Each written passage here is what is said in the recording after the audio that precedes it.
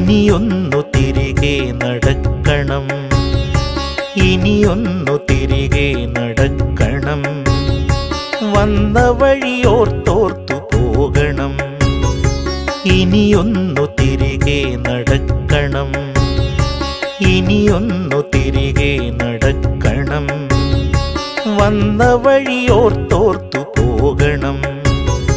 മുള്ളുപതിച്ചൊരാ വേവിൻ്റെ ചൂടുള്ള പെരുവഴിയിലൂടെ തിരിക്കണം, ഇനിയൊന്നു തിരികെ നടക്കണം.